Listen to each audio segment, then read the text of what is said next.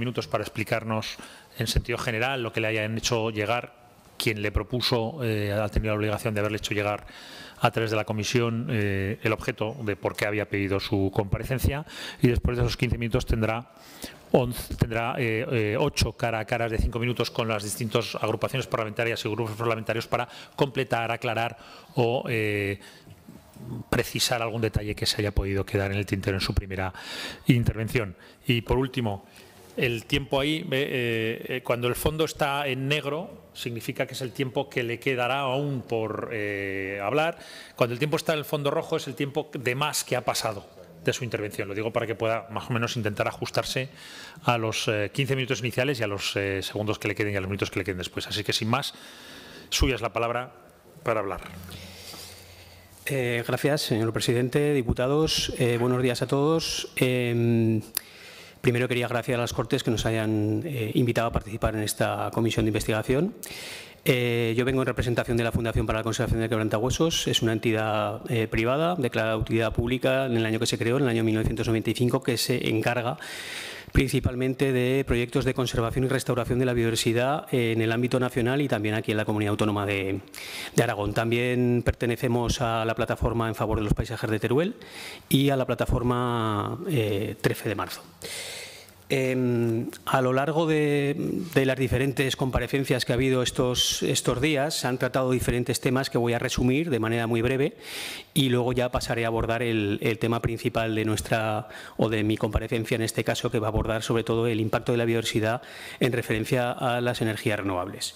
Bueno, como digo, a lo largo de estos días pues ha tratado el modelo de renovable energético industrial, también llamado REI, basado en grandes instalaciones. Se ha hablado sobre las necesidades energéticas de nuestra región, que como muy bien sabéis exportamos casi el 44% de la energía eléctrica. Se ha hablado sobre el descenso del consumo eléctrico a nivel nacional, que supone el 23% del total de la energía consumida, que por cierto en el año 2023 descendió un 2,6%. Sobre la falta de planificación y ordenación del territorio, a pesar de las proposiciones no de ley aprobadas en estas Cortes de Aragón, sobre la solicitud de moratoria, la caducidad del Plan Energético de Aragón 2013-2020, la pérdida de eficiencia en el transporte de energía entre un 5 y 10%, la fragmentación de los proyectos, sobre los cientos de alegaciones que se han presentado por parte de la sociedad civil o determinadas plataformas sobre los proyectos que se han ido presentando, así como sobre la admisión de determinados expedientes incompletos, incluso irregularidades, creemos que se han podido producir las declaraciones de impacto ambiental, así como a la afección a la red Natura, sobre la judicialización por parte de la sociedad civil de determinados proyectos, en nuestro caso luego lo comentaré, sobre la superficie afectada. Aquí se dio una cifra de un 0,6%, pero según nuestras poligonales el cálculo sería el 14%. Sobre los municipios afectados, ya sabéis que un 49% de los municipios de la comunidad autónoma están afectados de una manera u otra por la implantación de energías renovables. Sobre las empresas, su negocio, la repercusión económica en los territorios, el supuesto empleo generado, incluso las demandas de los propios municipios a favor o plataformas en contra de la implantación. Aparte de, también se ha estado comentando los modelos que primen el autoconsumo y las comunidades energéticas. Yo no he venido a hablar de esto, he venido a hablar de, como os he comentado al principio, del impacto que causan las energías renovables sobre la biodiversidad. Y sí que quería comentar o matizar que somos biodiversidad, todos los aquí presentes, y que dependemos absolutamente de ella, ya que nos presta una serie de servicios, ya sea la biodiversidad, los ecosistemas fundamentales, que como veis en la pantalla, pues bueno, son desde la depuración del agua, la regulación del clima, la fertilización de nuestros suelos, la polinización de nuestros cultivos, bueno, una serie de servicios básicos, hasta el aire que respiramos en esta sala. Eso nos lo brinda, sin duda alguna, la biodiversidad y esos servicios incluso están cuantificados dentro de la Unión Europea económicamente. ¿Cuál es su estado? Pues su estado es bastante grave, si no lo conocen. Estamos asistiendo a la 6ª extinción masiva de biodiversidad planetaria. Ha habido varias a lo largo de la historia planetaria, en los millones de años, los 4.500 millones de años, pero ahora de una manera absolutamente acelerada, con algunos datos que yo creo que son bastante sorprendentes. De los 8 millones de especies que tenemos en el planeta, 1 millón están en peligro, o supuestamente están en peligro de extinción. Esto según la UICN. Y hemos perdido un 70% de las poblaciones de vertebrados a día de hoy, desde 1970. ¿Qué quiero decir con esto? A día de hoy la fauna salvaje, elefantes, jirafas, todos estos animales, leones, que vemos muchas veces en los documentales de la 2, solo suponen el 4% de los vertebrados terrestres. El resto son ganado y seres humanos. Esta es la situación. ¿Cómo hemos llegado hasta esto? Pues hemos llegado indudablemente porque desde hace 10.000 años venimos impactando gravemente sobre la biosfera. Hemos alterado el 75% de la superficie terrestre y según el último informe del IPCC, la biodiversidad es bastante o es muy importante o va a ser muy importante en que esa pérdida contribuya a la amplificación del cambio climático. De hecho, existen 9 límites planetarios, 9 límites planetarios o procesos planetarios que se describieron ya en el año 2009, o sea, esto ya viene de lejos. Estos procesos los calcularon pues, para saber cuáles iban a ser a futuro en el caso de que se sobrepasaran las condiciones de habitabilidad del planeta por parte del ser humano. Ya que están totalmente conectados, sobre todo la biodiversidad, en este caso, como pongo en la imagen, con el equilibrio energético del planeta. Pues bueno, de los 9, en el 2023 hemos sobrepasado 6. Y el cambio climático no es el peor de todos.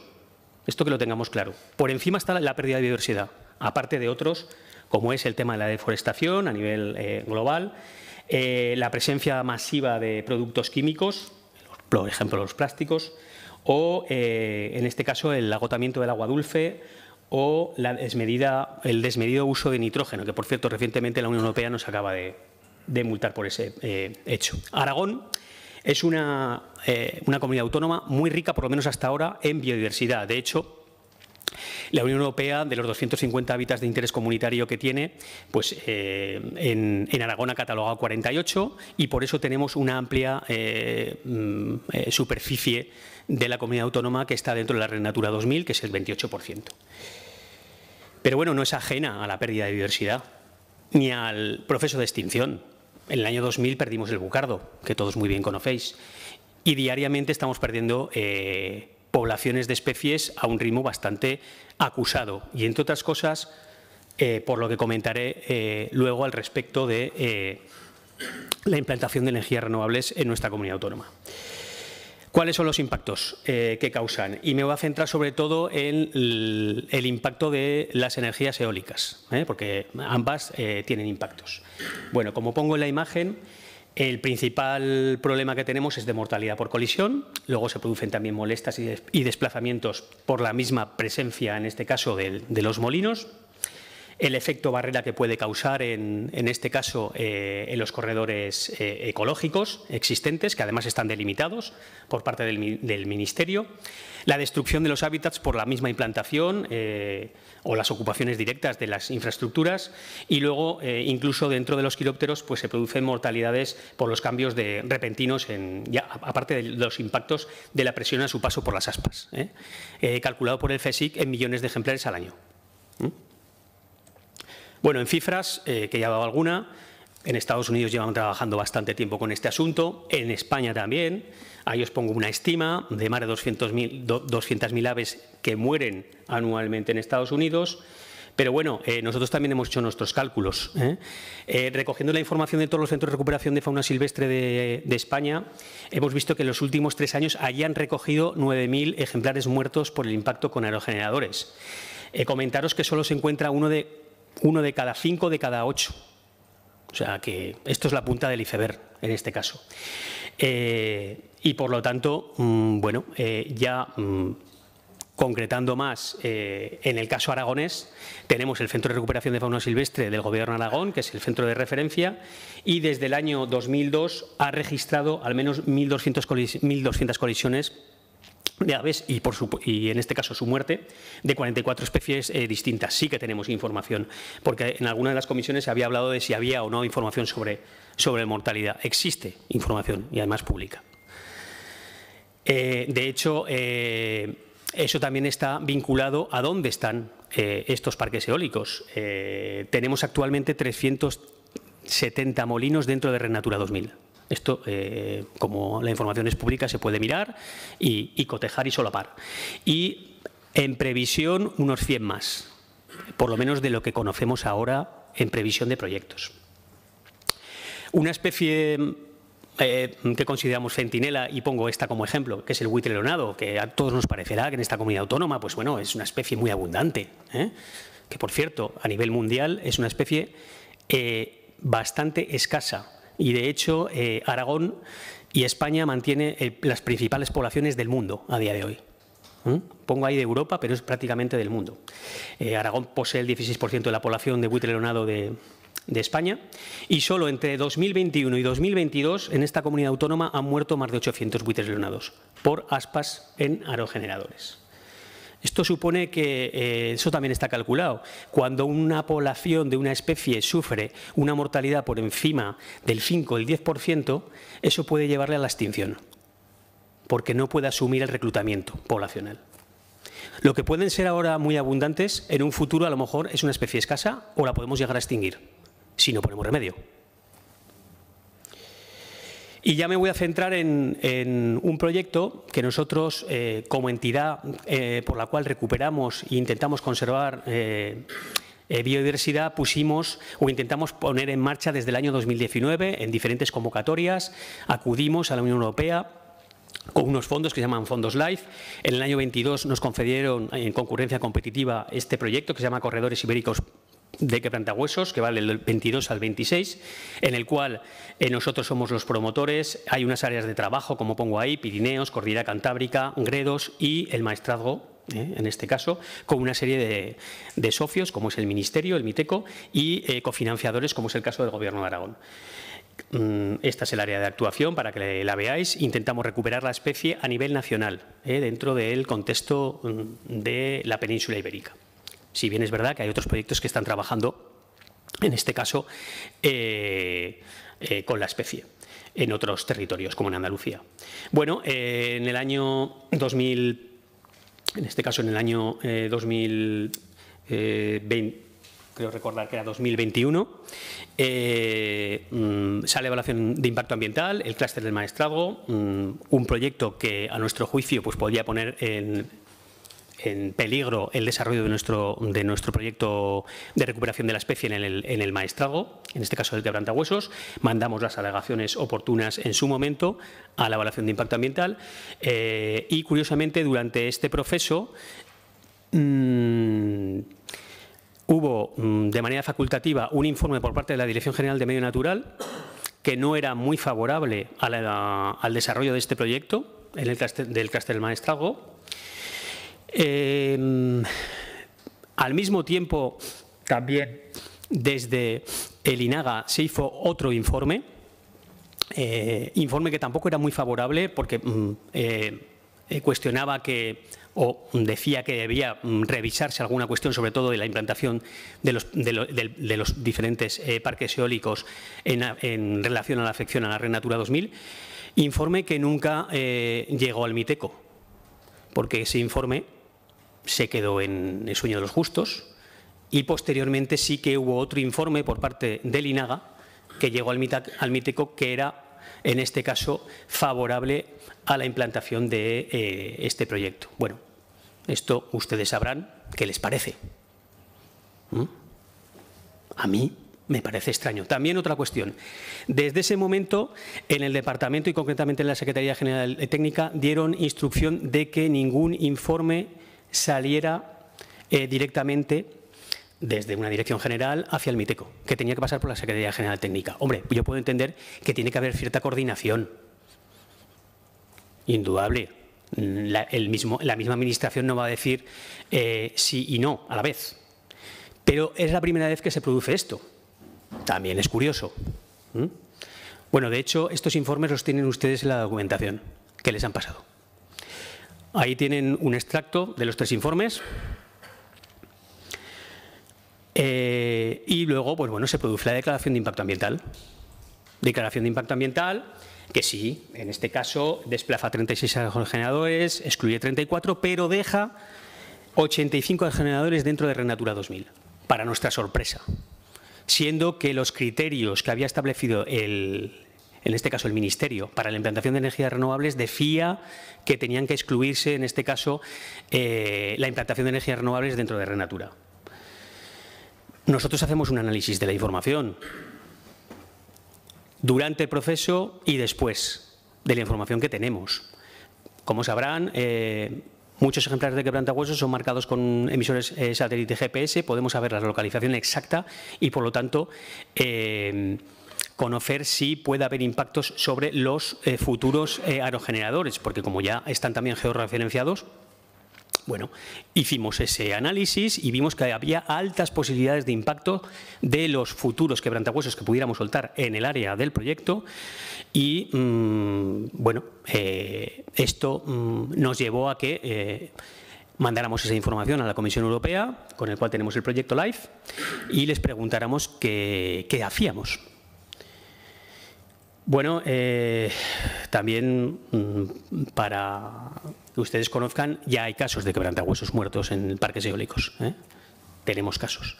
Claro, aquí de momento no ha habido casos porque las áreas donde están los parques eólicos no hay quebrantahuesos, por lo menos hasta la fecha. Con toda esta evaluación de impacto, como digo, de evaluación de impactos y análisis realizado, se le manda la información a la Comisión y la Comisión nos contesta que por un principio de precaución nos liberemos más ejemplares a futuro. Principio de precaución, por cierto, que deberíamos tener todos y muy consolidado en el Tratado de la Unión y que apelo a sus señorías a que lo tengan en cuenta. Nosotros paralizamos el proyecto. La sociedad civil para el proyecto. Señor Gil. Sí. Vaya terminando, por favor. Sí.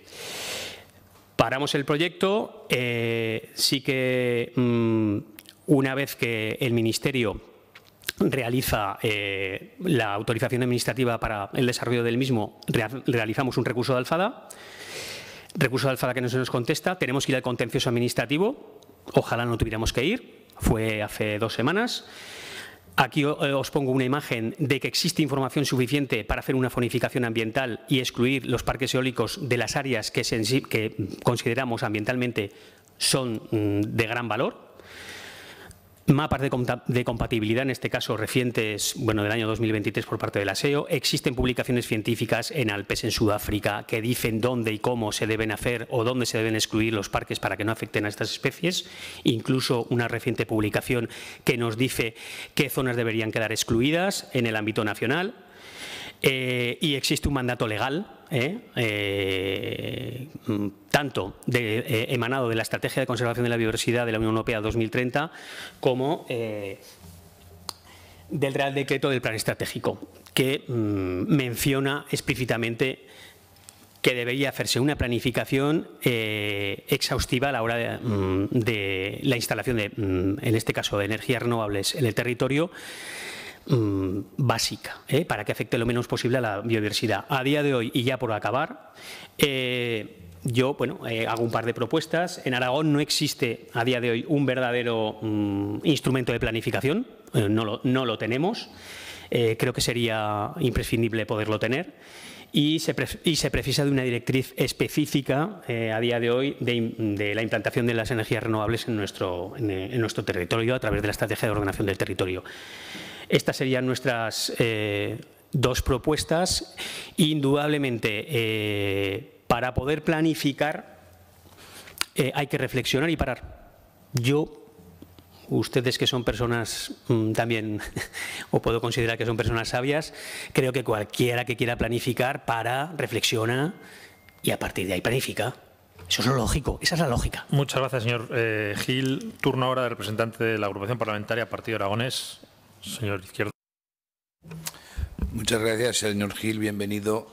Le voy a hacer 2 preguntas, luego le repreguntaré. Usted se ha referido a un informe que apareció No recuerdo ahora el departamento de calidad ambiental. El departamento era de Agricultura, Ganadería y Medio Ambiente. Bueno, un informe que... De la Dirección General de Medio Natural. Muy bien, de Medio Natural, que desapareció. No. No, yo le pregunto y usted luego me responde.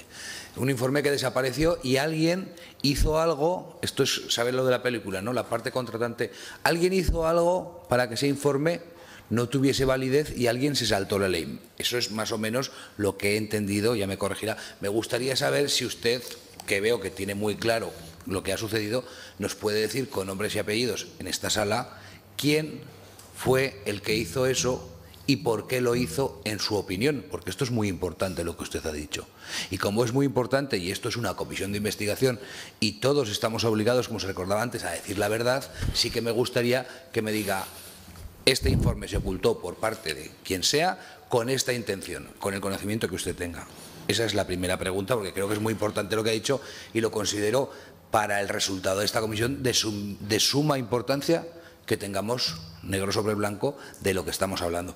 Segundo, su proyecto del maestrazgo, que yo conozco levemente, sí que me gustaría saber si cuando ustedes pusieron en marcha el proyecto del maestrazgo hicieron algún proceso de participación ciudadana en el maestrazgo, tienen un acuerdo de los ayuntamientos de la zona, de la comarca, de las asociaciones de empresarios, si alguien del territorio participó y les ayudó, el impulso vino por parte de las administraciones del maestrazgo, de las asociaciones, de todos los municipios, del geoparque. ¿Alguien colaboró con ustedes o fue un impulso suyo y ustedes llegaron allí porque era una zona apta, lógicamente, para hacer y sacar adelante su proyecto? ¿Contó su proyecto con una petición y un apoyo mayoritario del territorio mediante algún documento que podamos tener, sí o no? Esas dos preguntas. Gracias.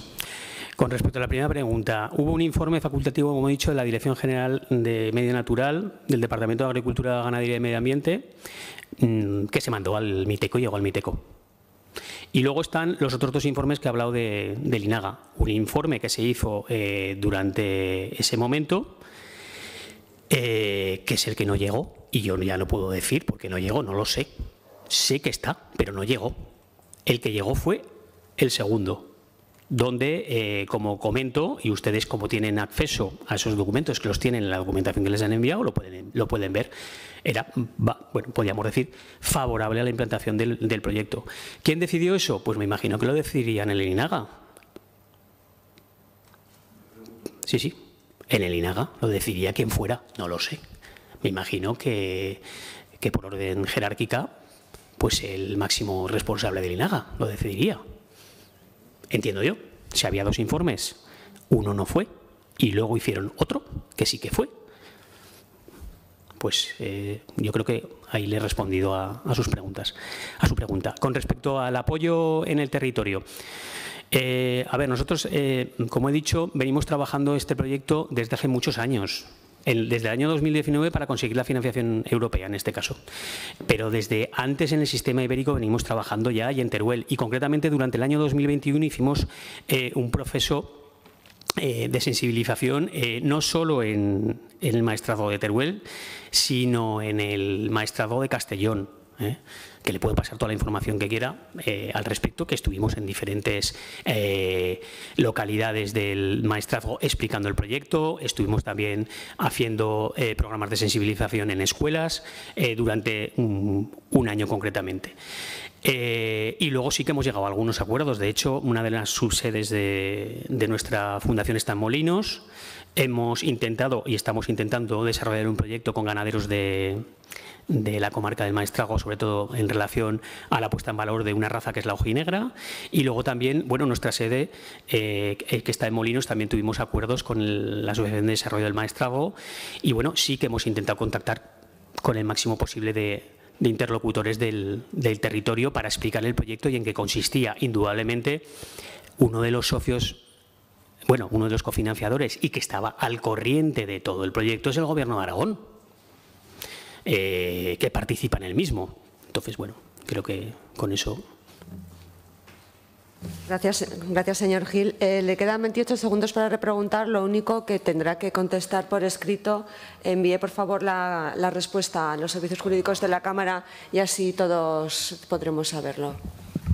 Uno que es del territorio se ha preocupado con hablar con todos los alcaldes de la comarca del Maestrazgo, con la comarca, con las asociaciones de ganaderos, Gamabá es la más representativa, también con los empresarios turísticos y con mucha gente durante este tiempo preparando pues, las intervenciones de cada uno de ustedes. Como comprenderá, le doy datos, el 60% de los alcaldes y concejales no conocen que hay un proyecto del quebrantahuesos en su comarca y no saben quién lo está desarrollando ni cómo.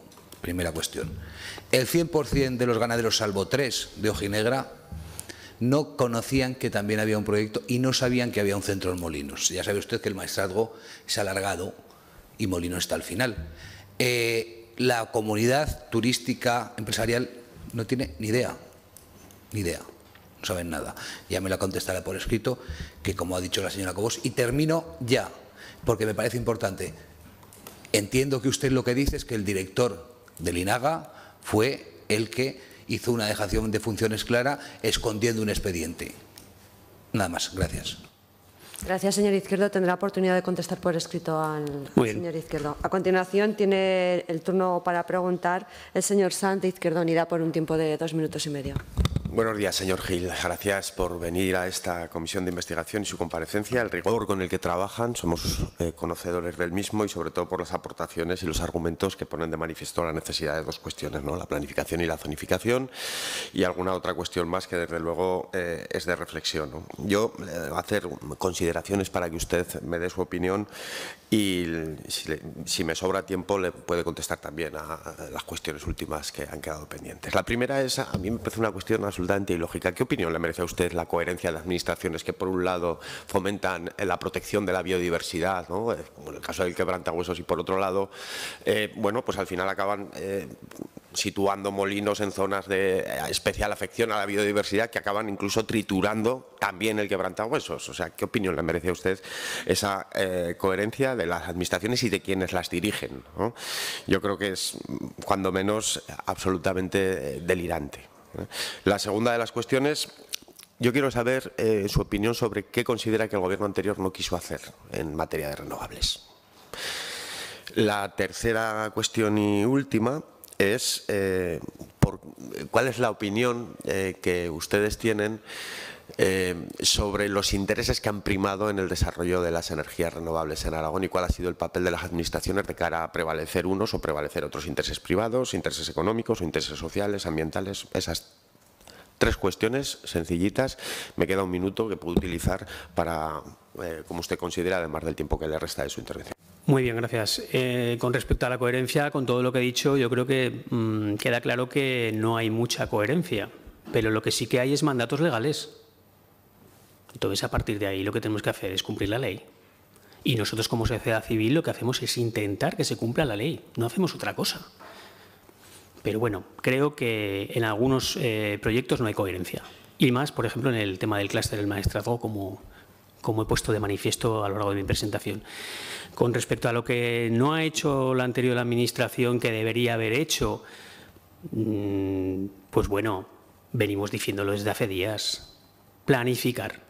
Lo dijo el Consejo de Protección de la Naturaleza, por cierto, donde están todos los grupos parlamentarios representados y donde hay un amplio espectro de la sociedad. Yo estoy en el Consejo, entre otras cuestiones, representando a las organizaciones ecologistas.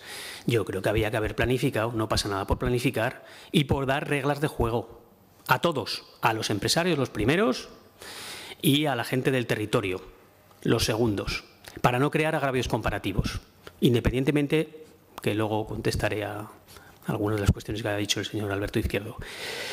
Yo creo que había que haber planificado, lo que pasa es que yo creo que no se ha querido.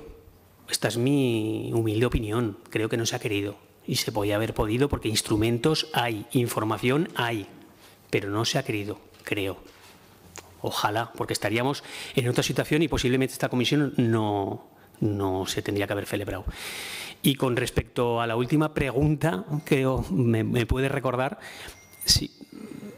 Sí, ¿qué interés? ¿Interés social, interés económico? Bueno, por eso nos encontramos en la situación que nos encontramos a nivel global, porque siempre prima el interés económico sobre el resto de intereses sociales y ambientales, íntimamente o absolutamente relacionados.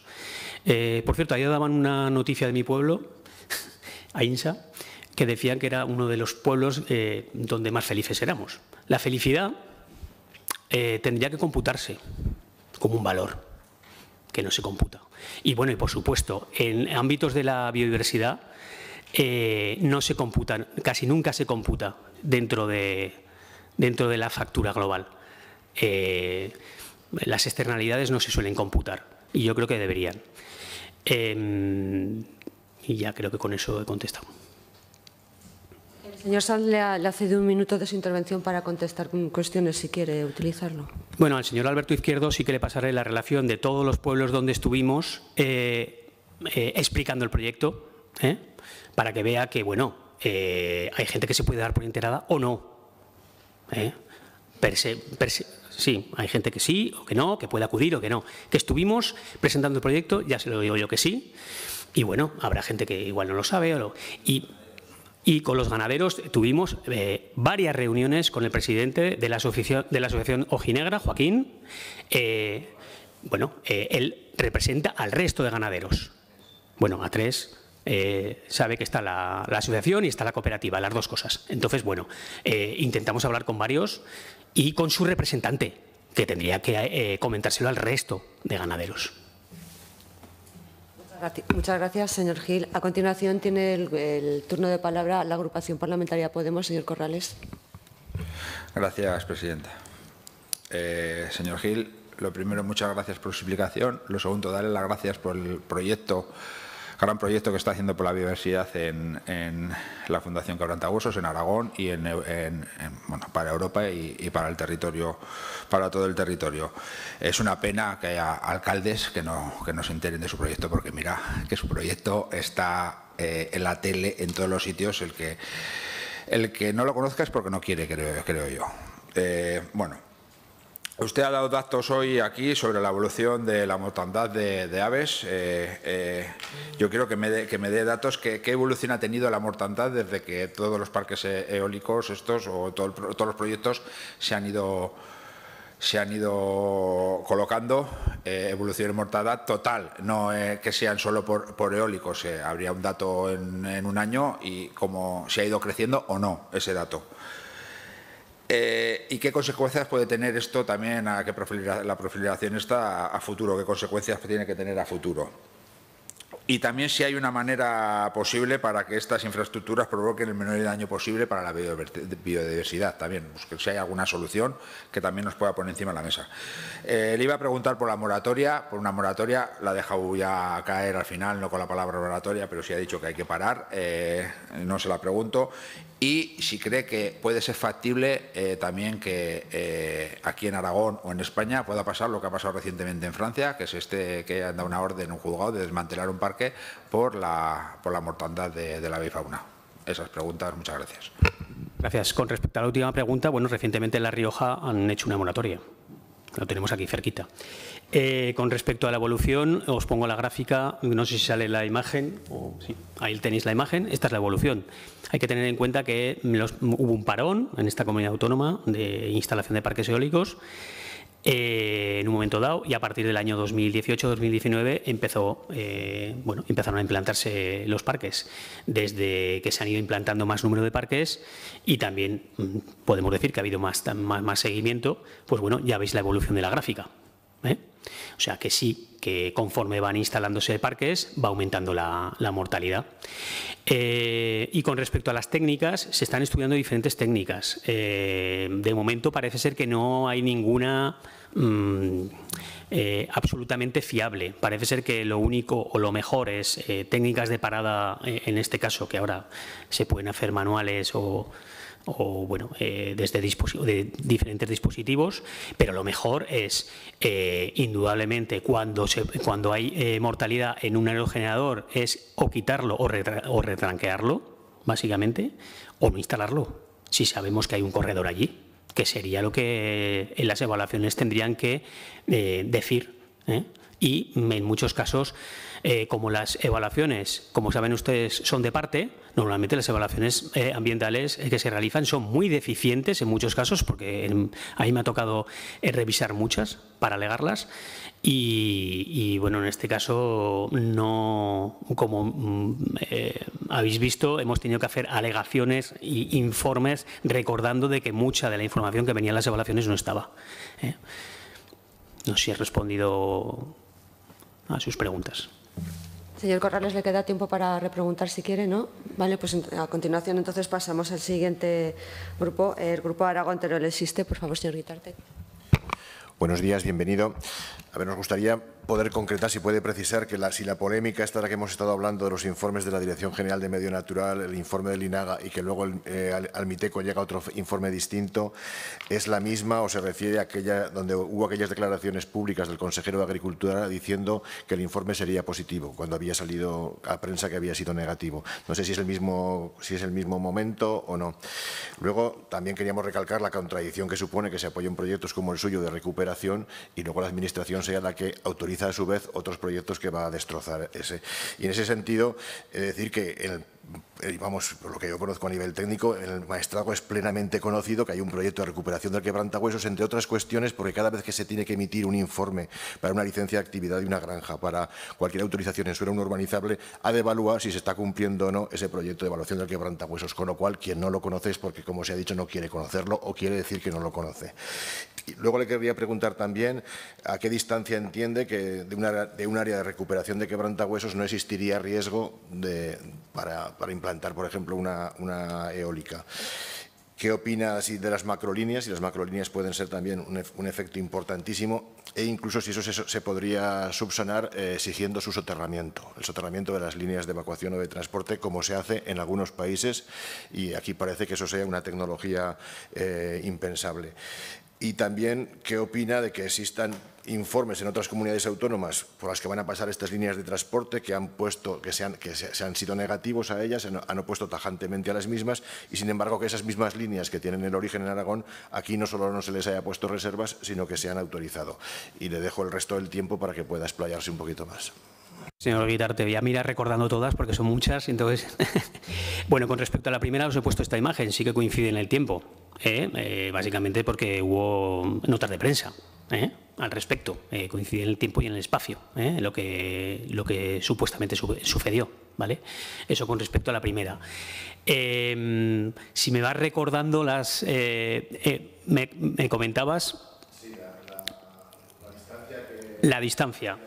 Bueno, existen trabajos científicos, en este caso sobre todo de la cordillera de las Alpes, sobre todo, bueno, y que podría ser análogo a zonas montañosas, donde dicen a qué distancia deberían estar exclusivamente, además he puesto una imagen, donde deberían estar excluidos la colocación de aerogeneradores para que no se produzcan impactos. Lo que sí que nosotros hemos visto es que con la información que tenemos satelital de los ejemplares, pues teníamos un alto número de localizaciones a 100 metros prácticamente del aerogenerador. Eso prácticamente lo que podía producir es un impacto y la mortalidad del ejemplar.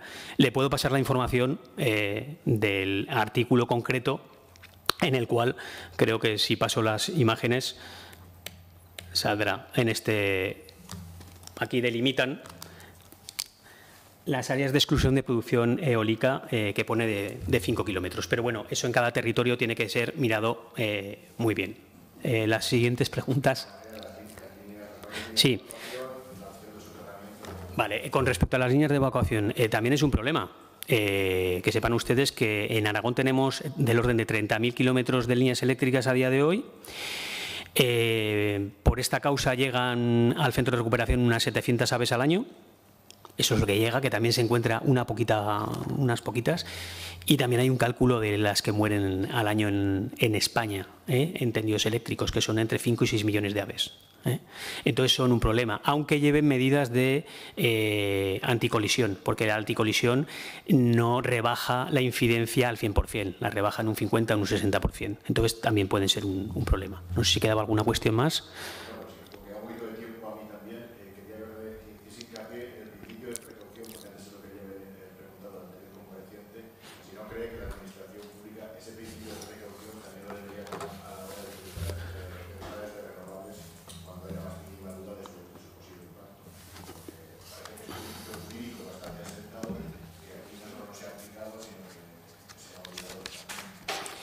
Bueno, pues es un principio que yo creo que nos saltamos a la torera muchísimas veces. Y es un principio en la Constitución del Tratado de la Unión Europea. Pero vamos, un principio de precaución. ¿Quién no tiene principio de precaución de los que estamos aquí en la sala para determinadas actuaciones? No sé si hay alguien que no lo tenga. Yo lo intento tener, ¿eh? Gracias, señor Gil. A continuación, tiene el turno de palabra para preguntar el Grupo Parlamentario Chunta Aragonesista, señor Palacín. Sí, gracias. Bienvenido, señor Gil. Gracias por sus explicaciones, gracias por el trabajo que desarrollan. A mí me gustaría, usted nos ha hablado sobre lo que está suponiendo, lo que puede suponer la implantación de las renovables sobre la biodiversidad, y me gustaría preguntarle si consideran que es asumible o no la pérdida de biodiversidad en este momento, si la pérdida de biodiversidad acelera el proceso del cambio climático.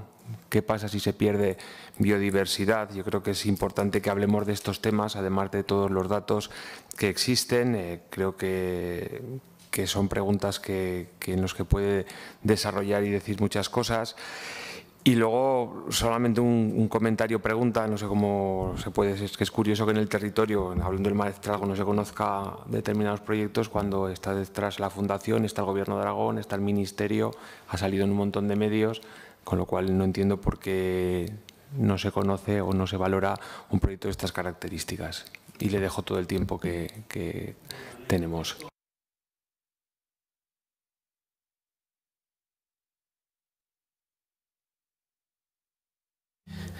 Perdón.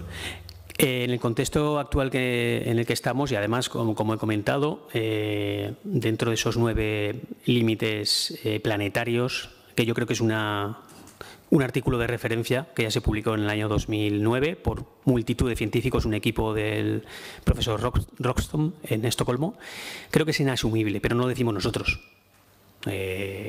Lo dice la Unión Europea, lo dice la ONU.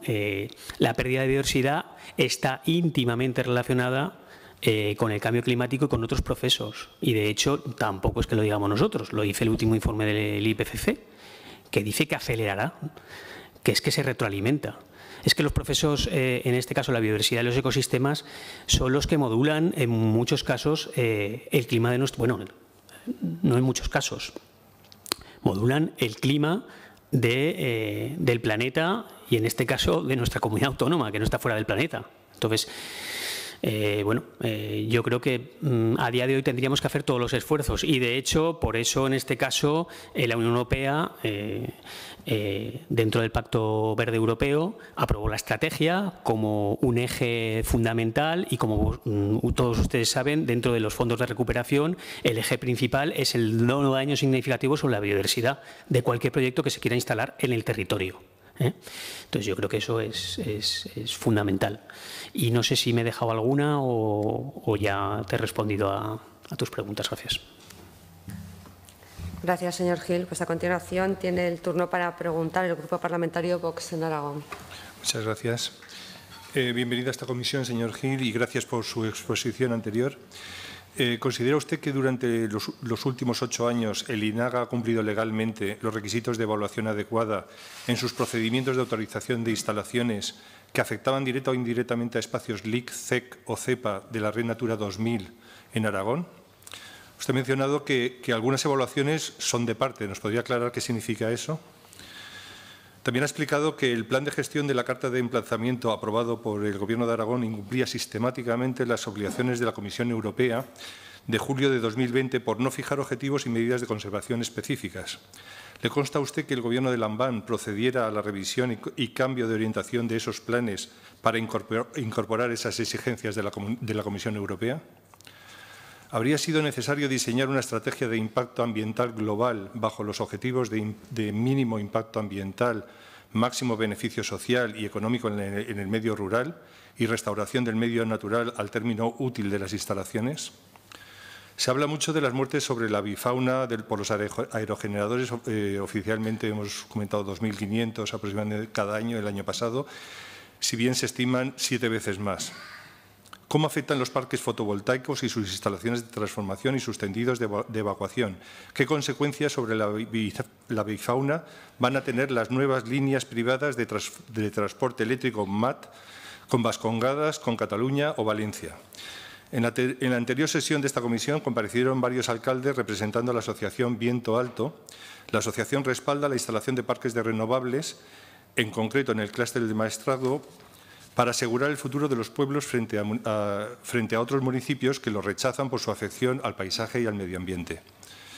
¿Cuál es su opinión de que los alcaldes de los municipios de la zona del Maestrazgo puedan firmar un convenio directamente con Forestalia para la instalación de los parques de renovables en sus montes, acordando el precio, las condiciones de compensación a estos municipios y propietarios? ¿Sabe usted cómo es posible llegar a un acuerdo con los ayuntamientos sobre la ubicación de los aerogeneradores cuando aún no se habían firmado los proyectos? Nada más, muchas gracias.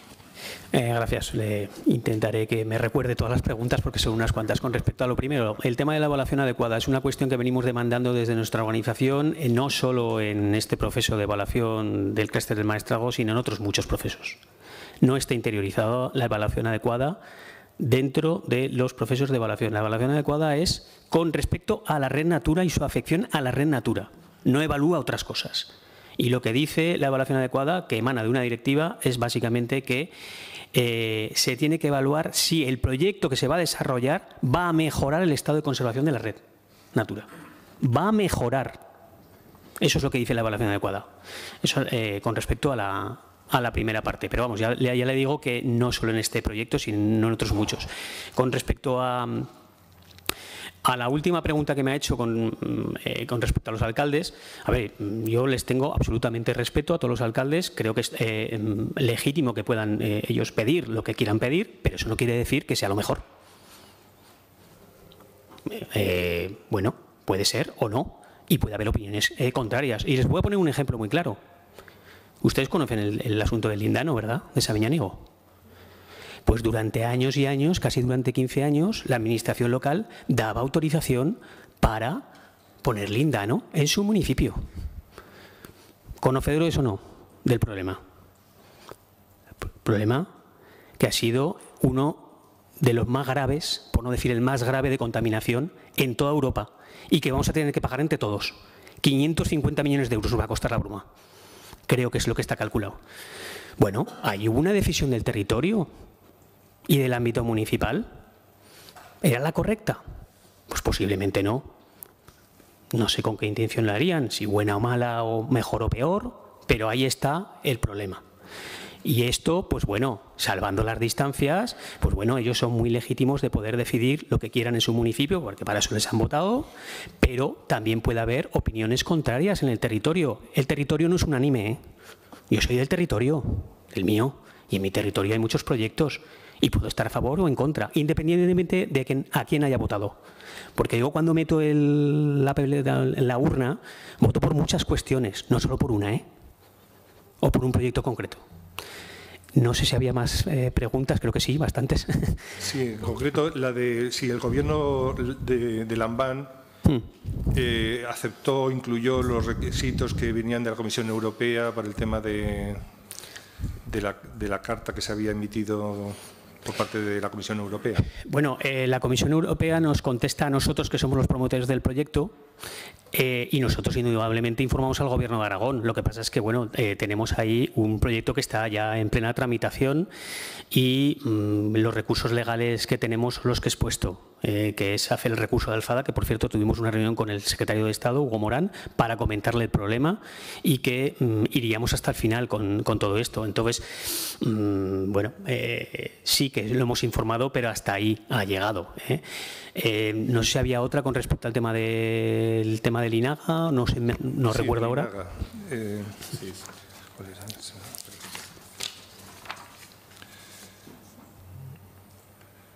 ¿Dónde está? De todas maneras, está ya que sea la última porque… Bueno, vale. Nada, es bueno. Era lo de las líneas de… Sí, con el tema de las líneas de evacuación ya he dado algunas cifras de lo que suponen en temas de mortalidad, sobre todo a nivel de colisión, dentro ya del entramado que tenemos. Indudablemente, a futuro lo mejor sería en muchos casos soterrar, porque aunque soterrar supone que es más caro, pero indudablemente es la mejor opción. Vale, Muchas gracias. Turno ahora al representante del Grupo Socialista, señor Pérez Anadón. Bueno, buenos días, señor Gil, y muchas gracias por su exposición, que si bien seguramente ha seguido el principio de prudencia, también ha seguido el de contundencia, con lo cual ha quedado bastante claro cuál es la posición que usted tiene al respecto y que yo en algún caso querría a ver si nos podía concretar más. Parece claro, o sea, simplemente por constatarlo, ¿no?, que cuando usted habla fundamentalmente, y es uno de los ejes fundamentales, lógico también, la planificación, reflexión, ahí se ha quedado, y el siguiente paso creo que usted está yendo moratoria, ¿no? O sea, creo que no equivocarme, pero no querría interpretar lo que usted no ha dicho, ¿no? Ha habido algo que me parece fundamentalmente interesante para lo que podemos extraer de su intervención, y ha dicho la necesidad de una directriz específica. A mí me gustaría que, si pudiese, se extendiese un poco por dónde debería ir esa directriz específica y qué lagunas vendría a cubrir de lo que en teoría se ha quedado a todas luces como lo que son, bueno, pues en principio zonas que con la legislación ambiental o con cualquier tipo de tramitación en estos momentos no quedan lo suficientemente claras y que con la directriz específica habría que tratar de que así sucediese, ¿no? Y luego, de cara ya a lo que es el territorio de Aragón, ¿qué limitaciones deberían de figurar? No sé si en esa directriz específica u otra norma de rango legal, con los nuevos proyectos que puede haber tanto de renovables como de cualquier otro tipo y que nos están exigiendo actualmente. Bueno, con respecto a la primera cuestión, sí, bueno, no he dicho la palabra moratoria, pero queda claro que para poder planificar y una reflexión sosegada necesitas parar y, bueno, a partir de ahí ir planificando. Y con respecto al tema de la directriz, que es lo importante. Yo creo que la directriz tiene que ir encaminada a, en este caso, excluir aquellas zonas ambientalmente de alto valor en la comunidad autónoma que se pueden delimitar y que están delimitadas. Unas de ellas son la Red Natura 2000. Es que a día de hoy eso no está pasando. Es que ya tenemos el 28% de la Red Natura 2000 declarado y se siguen poniendo aerogeneradores dentro de la Red Natura 2000, como he explicado antes. Entonces yo creo que la Red Natura 2000 puede ser una buena herramienta a la hora de la planificación dentro de esa exclusión. Indudablemente luego está un componente que es el componente paisaje. Tenemos unos mapas de paisaje, ahí están. Y se podrían utilizar en esa valoración. Y luego, bueno, hay otras componentes sociales y económicas. Y sobre todo, y con respecto al tema del territorio y los territorios, yo creo que no tiene que haber agravios comparativos. Si ustedes tienen Red Natura 2000 y están contribuyendo con unos servicios ecosistémicos que nos favorecen a todos, vamos a pagarles por eso.